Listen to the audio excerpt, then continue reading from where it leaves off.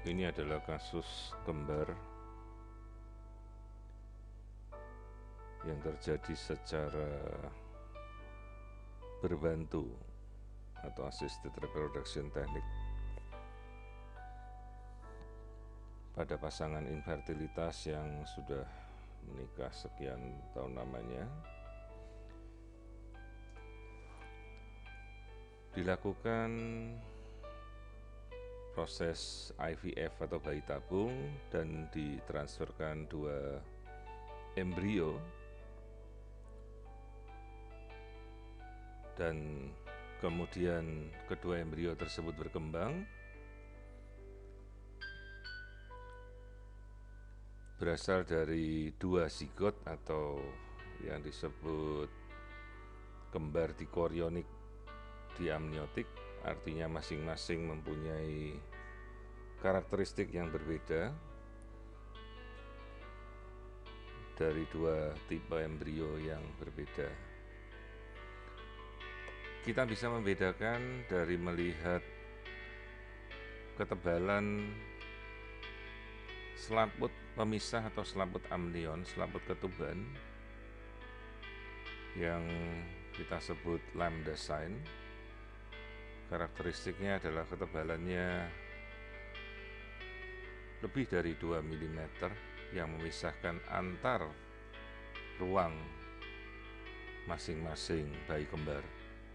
Ini yang disebut lapisan amnion pemisah.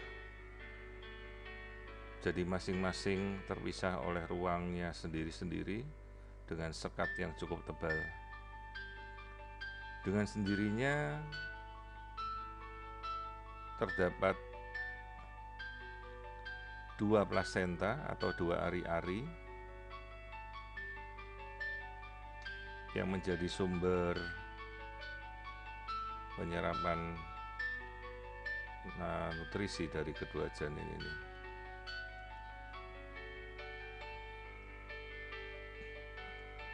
Di sini kita bisa melihat seperti yang dilakukan pada screening trimester pertama, kita melihat nasal bone pada bayi kembar pertama. Ya. Jadi bayi kembar kita pun harus melakukan screening sesuai janin tunggal. Kita cari marker-marker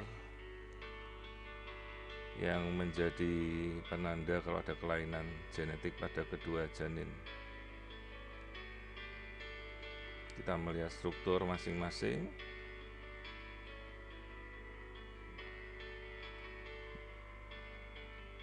Keduanya terpisah. Struktur tulang belakang, mata,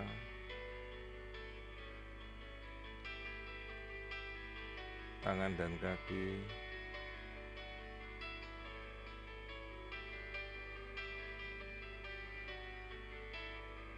Ya, ini masih bayi yang pertama.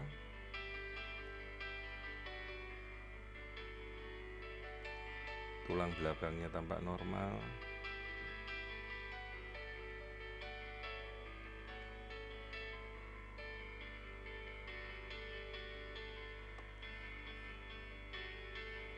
Kemudian kita lihat lapisan punuk yang disebut nuchal thickness.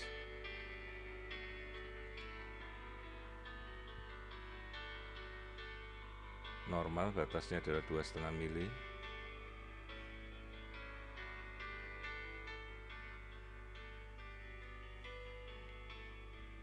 Kemudian kita beralih ke kembar kedua.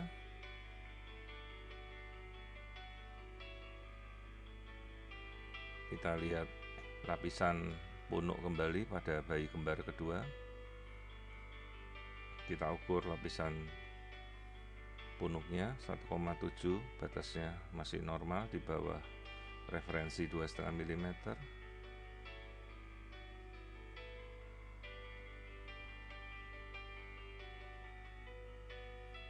Kemudian kita lihat lapisan tulang hidung bayi kembar yang kedua. Tulang hidungnya juga normal.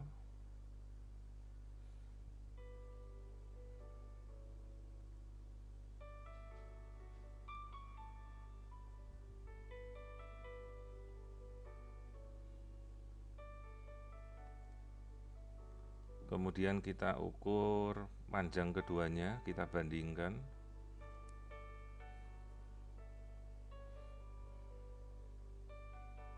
Apakah kedua kembar ini memiliki usia yang sama pada saat ditransferkan ke dalam rahim ibunya kembali?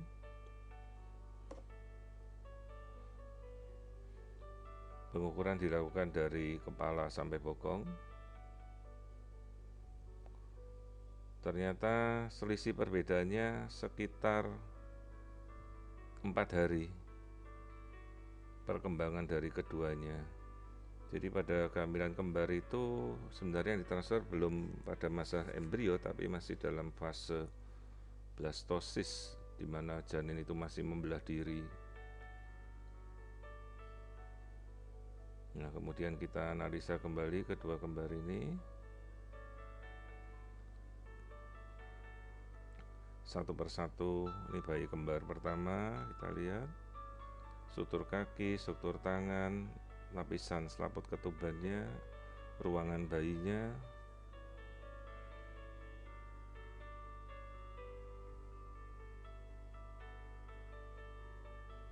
Tangan, kaki terlihat normal, struktur telinga, kepala bagian depan, punggung, semuanya normal.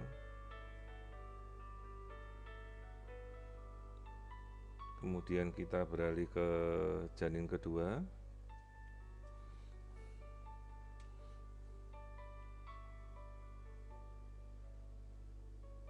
Lihat posisi janin kedua membelakangi struktur lengan, bagian kepala, punggung belakang, bagian perut depan.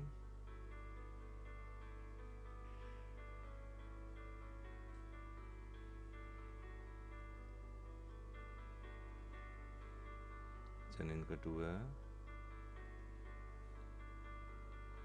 Kemudian kita amati detak jantung masing-masing, 166 detakan per menit.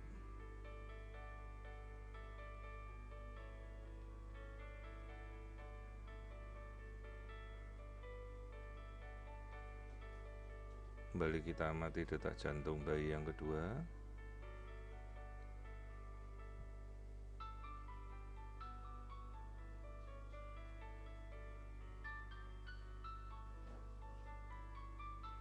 Detak jantung ritmenya teratur, reguler,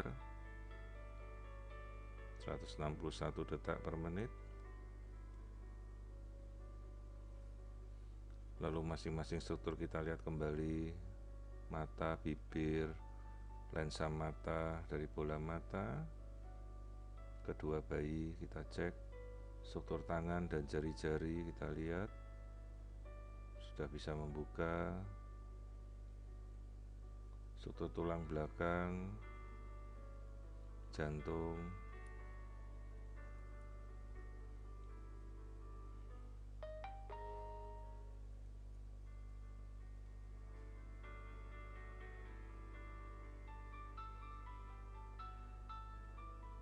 pada masa ini kelamin belum bisa kita lihat dengan jelas.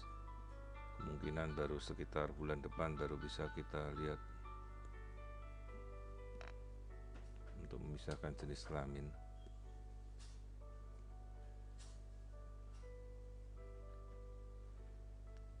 Posisi kaki terlihat bersila. Kemudian kita lihat bayi kedua, struktur otak. Ini bagian dari valve cerebri, struktur otak, plexus choroideus. Tampilan wajah, bola mata,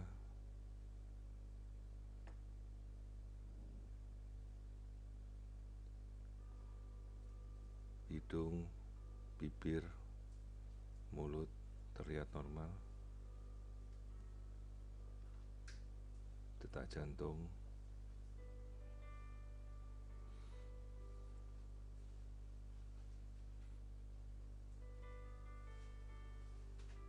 struktur kaki, struktur kelamin yang harusnya bulan depan bisa terlihat lebih jelas.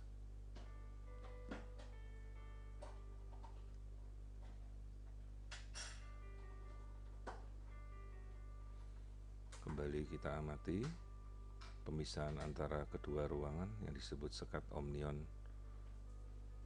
Pada kasus kembar tidak identik atau yang kita sebut dikorionik diamniotik, sekat amnionnya tebal,